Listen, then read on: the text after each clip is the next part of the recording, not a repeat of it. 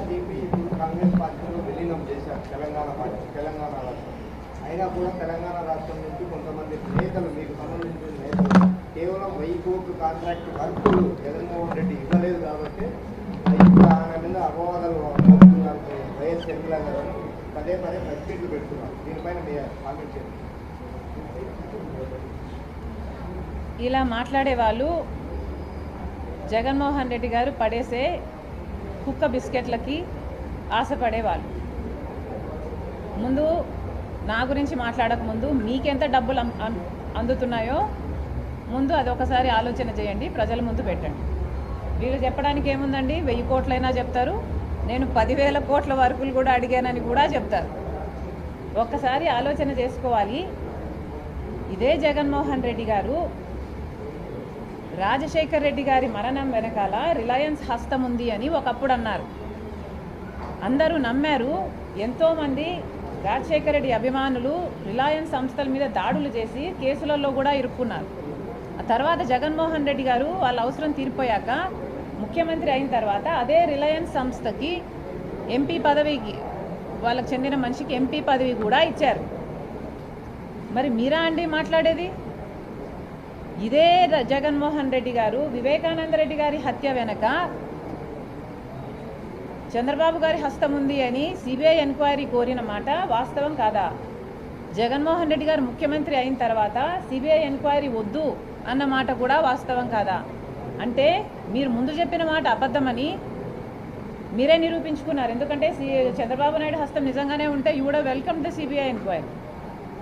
ఇదే జగన్మోహన్ రెడ్డి గారు రాజశేఖర్ రెడ్డి గారి పేరుని ఛార్జ్ షీట్లో కాంగ్రెస్ పార్టీ చేర్చింది అని పదే చెప్పుకుంటూ వచ్చారు. ఈ రోజుకి కూడా చెప్తున్నారు. కానీ వాస్తవం ఏమిటంటే కనీసం సిబిఐ రాజశేఖర రెడ్డి గారి పేరు ఎఫ్ఐఆర్లో కూడా చేర్చకపోతే జగన్మోహన్ రెడ్డి గారికి సంబంధించిన సుధాకర్ రెడ్డి, పొనవోలు సుధాకర్ రెడ్డి అనే మనిషి 3 కోట్ల చుట్టూ తిరిగి రాజశేఖర రెడ్డి గారి పేరు లేకపోతే ఈ కేసులో జగన్మోహన్ రెడ్డి గారు ఈ కేసులో నుంచి బయటపడడం అసాధ్యము అని రాజశేఖర రెడ్డి గారి పేరు ఉండేటట్టు ఆయన కోట్లు చుట్టూ తిరిగి చేస్తే ఇదే పొనవోలు సుధాకర్ రెడ్డి గారికి జగన్మోహన్ రెడ్డి గారు ముఖ్యమంత్రి అయిన 6 రోజుల్లోనే అడిషనల్ అడ్వకేట్ జనరల్ పదవినిచ్చాడు. ఎవరైనా తండ్రి పేరుని సిబిఐ ఛార్జ్షీట్లో చేరిస్తే అంత పదవి ఇస్తారండి? జగన్మోహన్ రెడ్డి గారు చెప్పారు కాబట్టే, ఆయన చేశారు కాబట్టే ఈయన పదవి ఇవ్వడం జరిగింది. ఎంత దారుణం కాకపోతే కన్న తండ్రి పేరునే సిబిఐ ఛార్జ్షీట్లో పెట్టేటట్టు చేస్తారు జగన్మోహన్ రెడ్డి గారు. ఇది నీచమైన రాజకీయాలు కాకపోతే ఏమిటి? నేను 1000 కోట్లు తీసుకున్నాను అడిగాను అని మీరు అంటున్నారే, రుజువు ఉందా? మీరు రుజువు చేయండి. ఈరోజు నేను రాజకీయాలు మానేసి వెళ్ళిపోతా. నేను ఒక పైసా సాయం అడగలేదు. వీళ్ళు ఎప్పుడు ఏది ఎట్లా అవసరం ఉంటే ఆ మాట మాట్లాడడం వీళ్ళ అలవాటు. వీళ్ళు ఊసరు వల్లీలు. వీళ్ళకి అవసరమైతే అమ్మా తల్లి పాదయాత్ర చెయ్యి అని అడుగుతారు. వీళ్ళకి అవసరం లేకపోతే నువ్వు అసలు రాజశేఖర రెడ్డి బిడ్డవే కాదు అన్నట్టు విజయమ్మను కూడా అవమానిస్తారు. ఏది పడితే అది మాట్లాడతారు. వీళ్ళ మాటలకి ఎవరండి లెక్క పెట్టాల్సింది? Please ignore it.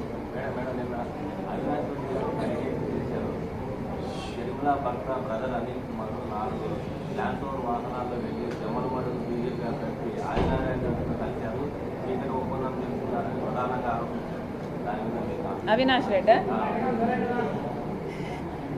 రెడ్డి నా భర్త ల్యాండ్ క్రూజర్లో వెళ్ళి జమ్మలమడుగు బీజేపీ లీడర్ని కలిశాడని ఆరోపణ చేశాడు అవినాష్ రెడ్డి గారు. అవినాష్ రెడ్డి గారి లాగా మధ్యరాత్రి గొడ్డలి రాజకీయాలు చేయడము మాకు తెలియదు. అనిల్ గారు, మీరు చెప్పే ఈ లీడర్ని ఆయన ఇంటికి వెళ్ళి కలవడం కాదు కదా, కనీసం ఇంకొకరి ఇంట్లో కూడా కలవలేదు. వీళ్ళు రుజువు చేయలేదు. కాంగ్రెస్ పార్టీ ఇండియా బ్లాక్ సంబంధించిన ఈ అలయన్స్ మరొకసారి కలిసి ప్రజలకు అపీల్ చేయాలని నిర్ణయించడం జరిగింది. ఎన్నికలు అతి సమీపంలో ఉన్నాయి. ప్రజలు నిర్ణయించుకోవాల్సిన సమయం వచ్చింది. ఒకవైపు బీజేపీ పార్టీ వాళ్ళకు సంబంధించిన స్నేహపూరిత పార్టీలు అన్నీ ఒకవైపు ఉన్నాయి. ఈరోజు కాంగ్రెస్ పార్టీ, కమ్యూనిస్ట్ పార్టీలు ఇంకోవైపు ఉన్నాయి. బీజేపీ పార్టీ వైపే రాష్ట్రంలో ఉన్న తెలుగుదేశం పార్టీ అయినా, జగన్మోహన్ రెడ్డి గారికి చెందిన వైసీపీ పార్టీ అయినా బీజేపీ పార్టీతోనే ఉంది అని మరొక్కసారి స్ట్రెస్ చేస్తున్నాం. ఎందుకంటే గత 5 సంవత్సరాలుగా ఈ విషయమే మళ్ళీ మళ్ళీ రుజువు అయింది. గత 5 సంవత్సరాలుగా జగన్మోహన్ రెడ్డి గారి పార్టీ కూడా, ఈరోజు చంద్రబాబు గారు అయితే ఎలాగో బహిరంగంగానే బీజేపీ పార్టీతో పొత్తు పెట్టుకున్నారు. చంద్రబాబు గారి టీడీపీ అయినా జనసేన అయినా, కానీ కంటికి కనిపించని పొత్తు, అక్రమ పొత్తు జగన్మోహన్ రెడ్డి గారికి బీజేపీ పార్టీతో గత 5 సంవత్సరాలుగా కొనసాగుతూనే ఉంది. కొనసాగుతుంది అన్నదానికి ఒకటి కాదు, అనేక రుజువులు ఉన్నాయి. గత 5 సంవత్సరాలలో బీజేపీ ప్రవేశపెట్టిన ప్రతి బిల్లుకు వైసీపీ ప్రభుత్వం కూడా, వైసీపీ పార్టీ కూడా మద్దతు ఇవ్వడం జరిగింది. ఆఖరికి మణిపూర్ ఘటన, క్రైస్తవుల ఊచకోత జరిగిన ఆ ఘటనలో కూడా నో కాన్ఫిడెన్స్ మోషన్ పెడితే బీజేపీ ప్రభుత్వమే నిలబడాలి అని తెలుగుదేశం పార్టీతో సహా జగన్మోహన్ రెడ్డి గారి వైసీపీ పార్టీ కూడా బీజేపీ పార్టీకే మద్దతు ఇచ్చింది. ఒక్క బిల్లు కాదు, అనేక సందర్భాలలో గత 5 సంవత్సరాలుగా ఏ బీజేపీ పార్టీ అయితే ముస్లింల రిజర్వేషన్ 4% తీసేస్తామని చెప్తుందో, మత కల్లోలాలు సృష్టిస్తుందో, అదే బీజేపీ పార్టీకి జగన్మోహన్ రెడ్డి గారు, Telugu Desam party, YCP party, Telugu Desam party ఇద్దరు 2 పార్టీలు బీజేపీ పార్టీకే మద్దతు ఇచ్చాయి. జగన్మోహన్ రెడ్డి గారి ప్రభుత్వము గత 5 సంవత్సరాలుగా బీజేపీ పార్టీకి చెందిన అదానీకైతేనేమి, అంబానీకైతేనేమి, వీళ్ళిద్దరికే కాదు, బీజేపీ బిహెస్ట్ మీద, వాళ్ళ కోరిక మీద ఎవరు ఎప్పుడు ఏది కోరితే అది చేస్తూ వచ్చారు జగన్మోహన్ రెడ్డి గారు. ఆఖరికి మన గంగవరం పోర్ట్ల లాంటివి కూడా పెద్దవి కూడా ఇవ్వడమే కాకుండా ఆఖరికి విశాఖపట్నం స్టీల్ ప్లాంట్ కూడా ఈరోజు ప్రమాదంలో పడింది. ఈరోజు 5 సంవత్సరాల తర్వాత, ఈరోజు 5 సంవత్సరాలకు గాను జగన్మోహన్ రెడ్డి గారు దత్తపుత్రుడు అని నిర్మలా సీతారామన్ గారే చెప్పడం జరిగింది. అంటే గత 5 సంవత్సరాలుగా మోడీకి దత్తపుత్రుడిగా జగన్మోహన్ రెడ్డి గారు వ్యవహరించారు. జగన్మోహన్ రెడ్డి గారు రాజశేఖర రెడ్డి గారి వారసుడు కంటే కూడా ఎక్కువ మోడీ వారసుడిగా, మోడీ దత్తపుత్రుడిగానే ఎక్కువ వ్యవహరించారు. ఈరోజు ఎన్నికలు వచ్చాయి కాబట్టి కొత్త నాటకానికి తెరలేపుతూ ఈరోజు బీజేపీ పార్టీకి చెందిన అమిత్ షా గారు నిన్న మాట్లాడతారు, వైసీపీ ప్రభుత్వం అవినీతిలో మునిగిపోయింది అని. అయ్యా అమిత్ షా గారు, మీరు కేంద్రంలో అధికారంలో ఉన్నారు. మరి వైసీపీ పార్టీ, వైసీపీ ప్రభుత్వము ఇంత అవినీతిలో కూరుకుపోయింది అని మీకు ముందు నుంచి తెలిస్తే మీరు ఏ చర్య 5 సంవత్సరాలుగా ఎందుకు తీసుకోలేదు?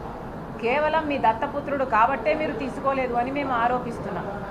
మీరు కేంద్రంలో ఒక వాచ్ డాగ్లా, ఒక కాపలా కుక్కగా ఉండాల్సిన మీరు, దేశానికి మీరు వాచ్ డాగ్, కేంద్రంలో మీరు అధికారంలో ఉన్నారు.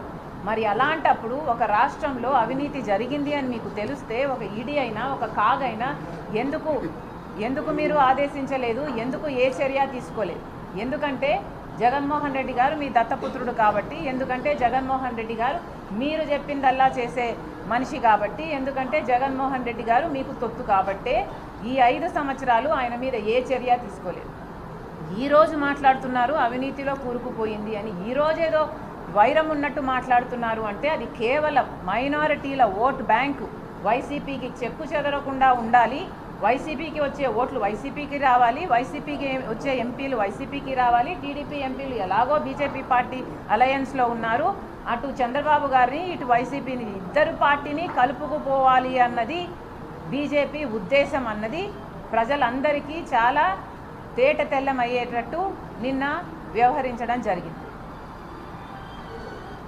అమిత్ షా గారు మాట్లాడుతున్నారు, పోలవరం ప్రాజెక్టుని 2 సంవత్సరాలలో పూర్తి చేస్తారంట. మిస్ సిగ్గుగా ఎలా మాట్లాడగలుగుతున్నారు ఈ మాటలను అడుగుతున్నాం. 10 సంవత్సరాలైంది ఆంధ్ర రాష్ట్రానికి బీజేపీ పార్టీ ద్రోహం చేయబట్టి 10 సంవత్సరాలైంది. ఈరోజు మాట్లాడుతున్నారే తిరుపతి వెంకటేశ్వర స్వామి ని కాపాడుకోవడం కోసము, గుడిని కాపాడుకోవడం కోసము మీరు అలయన్స్ పెట్టుకున్నారు అని. అదే తిరుపతిలో మోడీ గారు 10 సంవత్సరాల కింద వచ్చి, ఎన్నికలకు ముందు వచ్చి మేము ప్రత్యేక హోదా 10 సంవత్సరాలు ఇస్తాము అని మాటిచ్చి వెళ్ళాడు. 10 సంవత్సరాలుగా ఒక్క సంవత్సరం కూడా ప్రత్యేక హోదా ఇవ్వలేదు ఆంధ్ర రాష్ట్రానికి బీజేపీ పార్టీ. 10 సంవత్సరాలుగా ఒక్క హామీ కూడా, ఒక ప్రత్యేక హోదా అయితేనేమి, పోలవరం ప్రాజెక్ట్ అయితేనేమి, రాజధానికి నిధులు అయితేనేమి, కడప స్టీల్ ఫ్యాక్టరీ అయితేనేమి, దుగ్గరాజపట్నం పోర్ట్ అయితేనేమి, అటు నార్త్కు ఇటు రాయలసీమకి స్పెషల్ ఎకనామిక్ ప్యాకేజీలు అయితేనేమి, రెయిన్బో స్పెషల్ రైల్వే జోన్ అయితేనేమి, ఒక్కటంటే ఒక్క వాగ్దానం కూడా బీజేపీ పార్టీ 10 సంవత్సరాలుగా నిలబెట్టుకోలేదు. ఒక్క రకంగా కూడా ఆంధ్ర రాష్ట్రానికి మేలు చేయలేదు. మీరు కేంద్రంలో మీరు అధికారంలోకి రావడానికి ఎన్ని వాగ్దానాలు చేశారు? 2 కోట్ల ఉద్యోగాలు ఇస్తామన్నారు. అంటే సంవత్సరానికి 2 కోట్లు అంటే 10 సంవత్సరాలు మీరు అధికారంలో ఉన్నారు. 20 కోట్ల ఉద్యోగాలు మీరు ఇవ్వాల్సి ఉండింది. కానీ అది తుంగలో తొక్కారు. రైతులకి రెట్టింపు చేస్తామన్నారు, ఆదాయం చేయలేదు. 15 లక్షలు ప్రతి బ్యాంక్ అకౌంట్లో వేస్తాము, నల్లధనం అంతా తీసుకొస్తాము అన్నారు. నల్లధనం అంతా మీ దగ్గరే ఉంది, మీ పార్టీలోనే ఉంది, మీ ఫండ్స్లోనే ఉన్నాయి, మీకు ఇచ్చిన వాళ్ళల్లోనే ఉన్నారు. ఏ చర్యలు తీసుకోలేదు. ఇలా 1 కాదు 2 కాదు, ఎన్ని రకాలుగా వీలైతే అన్ని రకాలుగా బీజేపీ పార్టీ మోసం చేసింది. ఈరోజు వచ్చి మీరు పోలవరం ప్రాజెక్టుని 2 సంవత్సరాలలో పూర్తి చేస్తామంటారా? మరి ఈ ఇంగితం ముందు లేదా? మీకు చేయాలన్న చిత్తశుద్ధి ఉంటే ఎవరు ఆపారండి మిమ్మల్ని పోలవరం చేయొద్దని? ఎవరు ఆపారు? మీ కాలు పట్టుకున్నారా ఎవరన్నా? పోలవరం చేయొద్దండి, మాకు ప్రత్యేక హోదా ఇవ్వద్దండి, మాకు రాజధానికి నిధులు ఇవ్వద్దండి అని ఎవరు ఆపారండి? మీకు నిజంగానే చిత్తశుద్ధి ఉంటే అధికారంలో ఉండి మీరు ఇవ్వకపోగా, చేయకపోగా, సిగ్గు లేకుండా ఇప్పుడు ఈరోజు వచ్చి పోలవరం ప్రాజెక్టు 2 ఏళ్లలో పూర్తి చేస్తామంటారా? అసలు మీది ఒక పార్టీయా? మీరు మనుషులా? ఏమీ అర్థం కావటం లేదు. ఒకసారి ఆలోచన చేసి మాట్లాడుకోవాల్సిందిగా కోరుతున్నాము. అంతేకాదు మరొక్కసారి ప్రజలందరికీ విన్నవించుకుంటున్నాము. ఈరోజు బీజేపీ పార్టీకే లొంగిపోయిన పార్టీలు తెలుగుదేశం పార్టీ అయినా, వైసీపీ పార్టీ అయినా. బీజేపీ పార్టీ అంత మోసం చేసినా కూడా తెలుగుదేశం పార్టీ, వైసీపీ పార్టీ అదే బీజేపీ పార్టీతో పొత్తులు పెట్టుకున్నారు, తొత్తులుగా మారారు. మళ్ళీ చెప్తున్నాము, బీజేపీ పార్టీని ఎదిరించగలిగిన ఏకైక పార్టీ అలయన్స్ ఇండియా బ్లాక్ మాత్రమే. కాబట్టి ప్రజలందరూ ఎన్నికల వేళ ఈ అలయన్స్ను బలపరచాలి.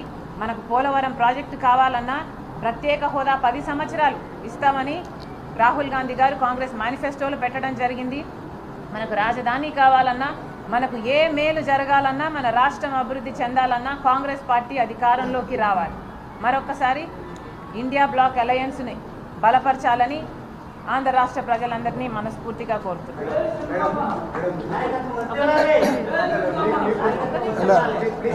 ఒక్క నిమిషం బ్రదర్, మేము మాట్లాడిన